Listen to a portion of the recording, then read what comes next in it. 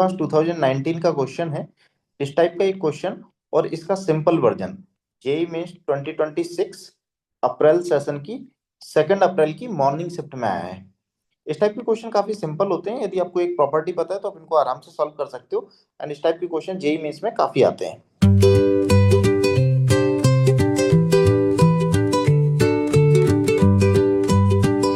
In this question we have given AP A comma D. अब A क्या है? A है फर्स्ट टर्म और डी है common difference that is positive. उसके बाद एपी 1,3, इसका मतलब ये हुआ 1 है इस एपी का फर्स्ट टर्म, कॉमन डिफरेंस है 3। सिमिलरली सेकंड एपी का फर्स्ट टर्म 2 है, कॉमन डिफरेंस 5 है। सिमिलरली थर्ड एपी का फर्स्ट टर्म 3 है एंड कॉमन डिफरेंस 7 है। अब इन तीनों एपी का इंटरसेक्शन लिया गया है और एक एपी ही बन रही है, उसका फर्स्ट टर्म ए है, कॉमन डिफरेंस डी है, तो हम लोगों से ए प्लस डी की वैल्यू पूछी गई है। तो सबसे पहले तो हम लोग इन एपी को लिखते हैं, जैसे एपी 1 है, ये इसका फर्स्ट टर्म 3 है और कॉमन डिफरेंस 3 है, तो इसके कुछ टर्म को हम लोग लिख लेते हैं। First term is 1, common difference 3, तो नेक्स्ट हो जाएगा 4, नेक्स्ट हो जाएगा 7, 10, 13 and then 16 and so on.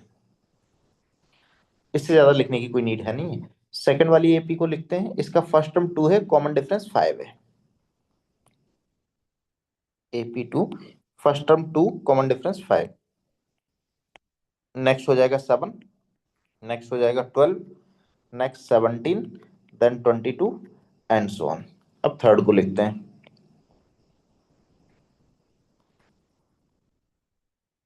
AP3, इसका फर्स्ट टर्म 3 है, कॉमन डिफरेंस 7 है, तो नेक्स्ट टर्म हो जाएगा 10, 17 एंड देन 17 प्लस 7 हो जाएगा 24 एंड सो ऑन। ये हम लोगों ने लिख लिया है।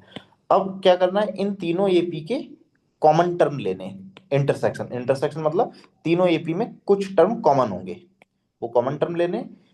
तो जो सीरीज बन रही है वो एपी बन रही है, उसका first term plus first term and common difference निकालना है, दोनों को ऐड कर देंगे।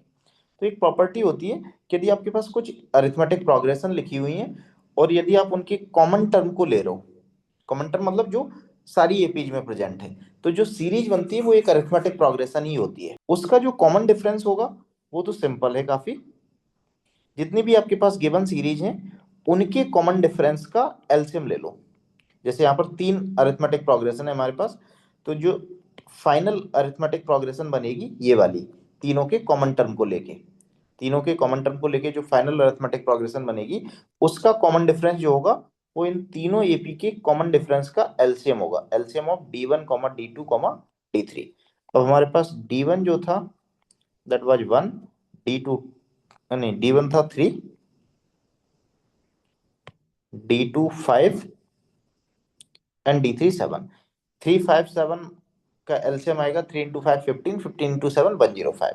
तो डी की वैल्यू तो हमारी डायरेक्टली 105 आ गई। अब जब हमारे पास डी आ चुका है तो हम लोग ए निकालने का ट्राई करेंगे। जैसे ही ए मिल जाएगा, ए और डी दोनों को ऐड कर देंगे, फाइनल आंसर आ जाएगा। ए निकालने के लिए पहली मेथड तो ये होती है कि सबसे पहले आप पहली सीरीज के कुछ टर्म लिखो, सेकंड सीरीज के कुछ टर्म लिखो एंड थर्ड सीरीज के कुछ टर्म लिखो। कुछ टाइम के बाद आपको एक ऐसा टर्म दिख जाएगा जो तीनों के अंदर प्रेजेंट होगा, वही हमारा फाइनल एपी का फर्स्ट टर्म हो जाएगा। एक मेथड ही होती है। तो जो जेई मेंस 2026 में क्वेश्चन आया है उसमें तो 2 ही सीरीज हैं, तो उसमें आप जैसे ही 3-4 टर्म लिखते हो ना दोनों सीरीज के, तो आपको ऑटोमेटिकली दिख जाता है कौन सा कॉमन है। जैसे इन दोनों में आपको 7 दिख गया है, बट यहाँ पर 3 सीरीज है तो ये थोड़ा सा डिफिकल्ट है। तो एक तो तरीका ये होता है कि आप इसको लिख लो, लिखोगे कुछ टर्म तो आपको मिल जाएगा डेफिनेटली। दूसरा ये होता है कि आप नहीं लिखना चाहते हो तो थोड़ा दिमाग लगाओ। दिमाग लगाने के लिए हम लोग क्या करते हैं, हम थर्ड सीरीज का, आप कोई भी एक सीरीज पकड़ो, उसको साइड में रख दो। जैसे मैंने यहाँ पर थर्ड को साइड में रख दिया, आप चाहो तो फर्स्ट और सेकंड में से भी किसी एक को रख सकते हो। तो मैंने थर्ड को साइड में रखा, बट यहाँ पर हम लोग ऑब्जर्व करते हैं कि इसका जो nth टर्म है वो किस टाइप का है। इसका nth टर्म होगा, हम लोग लिखते हैं a plus n minus 1 into d, d है 7, तो ये हो जाएगा 7n माइनस 4। इसका मतलब थर्ड वाली सीरीज का nth टर्म 7n-4 टाइप का है। 7n-4 मतलब 7 से डिवाइड करने पर रिमाइंडर 4 दे रहा है, -4 दे रहा है। अब रिमाइंडर तो नेगेटिव में होता नहीं है, तो इसको हम लोग लिख सकते हैं 7 से डिवाइड करने पर रिमाइंडर 3 दे रहा है। इसको ऐसे लिख लो यदि नहीं समझ में आ रहा है तो। -4 है, मैंने -3 किया +3 किया, तो ये हो जाएगा -7। 7n -7 +3, 7 कॉमन ले लो, n-1 को मैं k बोल दे रहा हूँ, तो 7k +3। मतलब इसका जो nth टर्म है या कोई भी जो इसका टर्म होगा वो 7 से डिवाइड करने पर 3 रिमाइंडर देगा। इस सीरीज का कोई भी जो टर्म होगा वो 7 से डिवाइड करने पर कितना रिमाइंडर देगा, 3।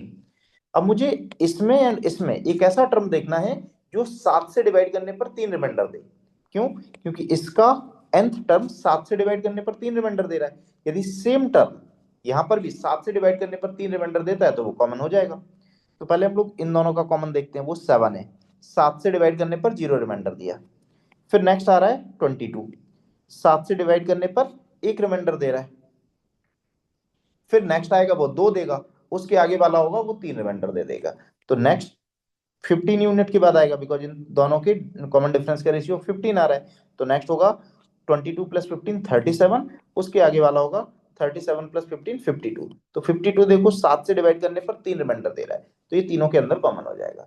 तो हमें ए की वैल्यू मिल गई 52 और डी की वैल्यू हमारे पास 105 थी। सो ए प्लस डी विल बी 157। सो 157 हमारा फाइनल आंसर हो जाएगा।